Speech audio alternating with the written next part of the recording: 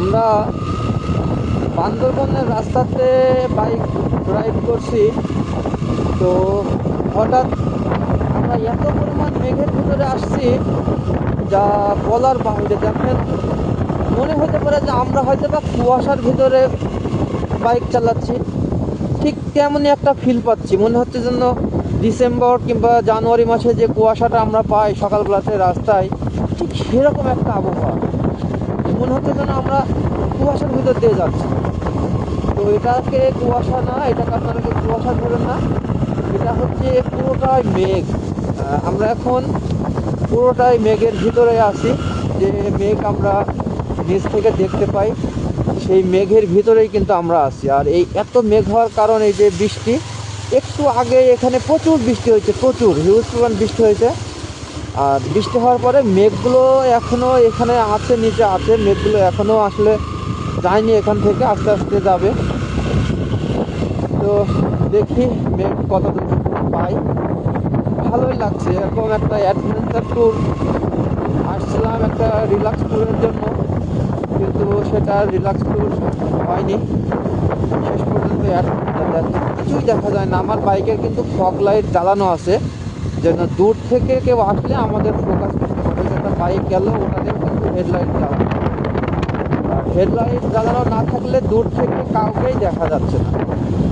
একদম যেমন কুয়াশার ভিতর দিয়ে আমরা বাইক চালাই, একই রকম অবস্থা এখন এই মেঘের ভিতরে। আর এই বান্দরবনের আঁকা বাঁকা পাহাড়ি রাস্তা, উঁচু নিচু, এই রাস্তা বাইক চালালে এই মেঘের ভিতর দিয়ে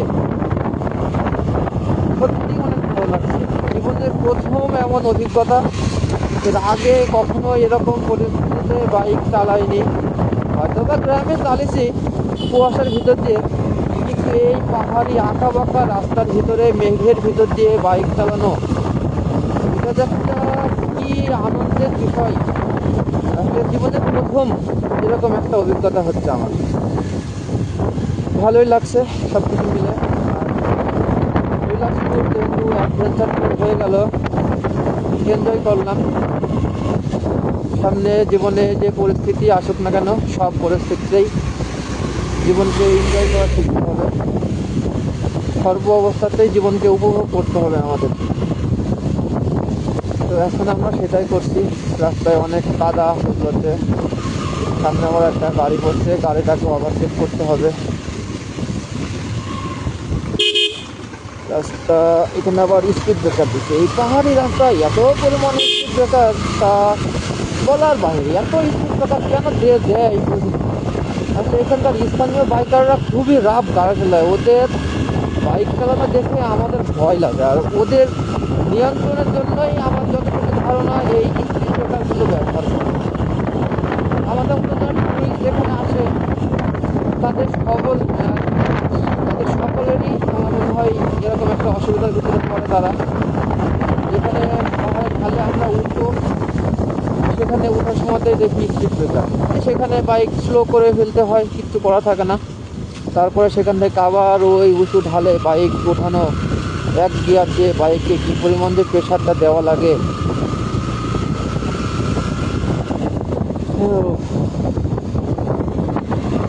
তবে যাই হোক, ট্যুরটা খুব এনজয় করলাম। স্মরণীয় একটা ট্যুর আমাদের, অনেক এনজয় করছি। বৃষ্টি সাফারও করছি, তারপরেও এনজয় করছি, ভালো লাগছে। সারাদিন বৃষ্টি পাইনি, সারাদিন আমরা ঘুরছি। থানচি, আলীকদম, ডিম পাহাড়, নীলগিরি, এগুলো আমরা ঘুরছি। তখন আসলে বৃষ্টিটা পাইনি, এই বৃষ্টি পালাম একটু আগে। পুরোটাই মেঘের ভিতর দিয়ে, বৃষ্টি কেটে গেছে কিন্তু মেঘগুলো এখনো আছে। আমরা মেঘের ভিতর দিয়ে যাচ্ছি, এখনো পাহাড়ের অনেক উপরে আছি আমরা। আস্তে আস্তে নামবো সমতলের দিকে, আমরা যাচ্ছি বান্দরবনের দিকে। বান্দরবন হয়তো এখান থেকে এখনো 17 কিলো সম্ভবত। এই যে এক গিয়ারে গাড়ি প্রেসার করে 17 কিলো যাওয়ার পরে দেখি।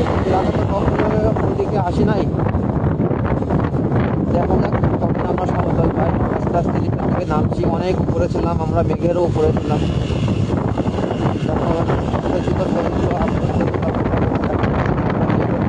উপরে ছিলাম, মেঘ আমাদের কতটা নিচে আমাদের বাসা থেকে মেঘগুলোকে যতটা উপরে দেখতে পাই, আমাদের মাথার উপর দিয়ে মেঘগুলো ভেসে বেড়ায়, এই পাহাড়ের উপরে আসলে ঠিক ততটাই মেঘগুলোকে নিচে দেখা যায়, আর আমরা মেঘের উপরে চলে আসি। ঠিক আমরা যেমন মেঘগুলোকে দেখি, এখন মেঘগুলো যেন ঠিক আমাদেরকে সেইভাবে দেখছে। তো এটা যে আসলে চোখে দেখা, নিজের চোখে দেখা, এটা যে একটা কতটুকু চোখের তৃপ্তি তা না দেখলে বোঝা যাবে না, নিজ চোখেই দেখতে হবে। বান্দরবন 13 কিলোমিটার, ওখানে একটা মাইল পোস্ট দেওয়া আছে, দেখলাম 13 কিলোমিটার আছে, আর বান্দরবন 13 কিলোমিটার যাই। 13 কিলোমিটার যাওয়ার পরে বোঝা যাবে রাস্তার কী পরিস্থিতি আসে। ট্যুরের আরও প্ল্যান ছিল, ট্যুরটা সম্পূর্ণ আমরা সম্পূর্ণ করতে পারি নাই। যতটুকু হয়েছে মাশাআল্লাহ অনেক এনজয় হয়েছে ট্যুরটাতে। এই যে স্পিড ব্রেকার, বৃষ্টির কারণে দেখতে পাই না, মেঘের কারণে। এরকম অসংখ্য স্পিড ব্রেকার আছে এই রাস্তায়, বাইক চালানোটা খুবই ঝামেলা এই রাস্তায়। মনে হলো যে মেঘের ভিতর দিয়ে যাচ্ছি, একটা যদি স্মৃতি যদি না থাকে তাহলে কেমন হলো না, তাই ভিডিওটা করলাম। দেখি ভালোই লাগছে মেঘের ভিতর দিয়ে বাইক চালাতে। ও সামনে সব মেঘ, সব মেঘ, মনে হচ্ছে যেন কুয়াশায়। একটা অন্যরকম একটা আনন্দের, একমাত্র যারা আমরা মোটর সাইকেলে ভ্রমণ করি এই সৌন্দর্যটা একমাত্র তারাই বুঝতে পারে। আর যারা মোটর সাইকেল নিয়ে বের করে যাইতেই ভয় পায়, তারা হয়তো বা বুঝতে পারবে না, তারা বলবে যে এর কি দরকার এত রিস্ক নিয়ে এত করা। যারা বাইক রাইড পছন্দ করে, যারা এই পাহাড় পছন্দ করে, ভ্রমণ ভালোবাসে, আসলে তাদেরই এই জিনিসগুলো ভালো লাগার কথা, তাছাড়া আর কারোরই ভালো। মেঘের ভিতর দিয়ে বাইক চালানো প্রতিটা বাইকারই হয়তো বা স্বপ্ন, আমারও স্বপ্ন ছিল, তাই আজ পূরণ হলো আল্লাহ পাকের অশেষ রহমতে। মেঘের ভিতর দিয়ে বাইক চালাচ্ছি আমরা, অনেক দিন থেকে ইচ্ছা ছিল এই মেঘের ভিতর দিয়ে বাইক চালানোর, অবশেষে সেটা সম্পূর্ণ হয়েছে আমাদের।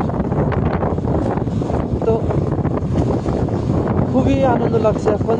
ট্যুর সম্পূর্ণ শেষ না করতে পারলেও আমরা যেগুলোতে ছিলাম আমরা যথেষ্ট দেখছি। আমরা একদিন ছিলাম কক্সবাজারে, একদিন ছিলাম টেকনাফে, একদিন ছিলাম লামাতে। তো সবগুলোতেই আমরা যথেষ্ট এনজয় করছি। যারা কক্সবাজারে আসবেন তাদের জন্য একটাই কথা, আপনারা কক্সবাজারে আসবেন অবশ্যই টেকনাফের দিকে যাবেন একবার, কারণ কক্সবাজার বিচের যে সৌন্দর্য তার থেকে অনেক সুন্দর হচ্ছে টেকনাফগুলো। তো আপনারা অবশ্যই অবশ্যই করে টেকনাফে একবার করে যাবেন যারা কক্সবাজার যাবেন। ঠিক আছে, আজ এই পর্যন্তই। আবার দেখি আমরা কত দূর যাইতে পারে, যেতে থাকি। আস্তে আস্তে নামছি, আস্তে আস্তে মেঘও কম হয়ে যাচ্ছে, হয়তোবা মনে হচ্ছে মেঘও কম হয়ে যাচ্ছে। ঠিক আছে, আল্লাহ হাফেজ।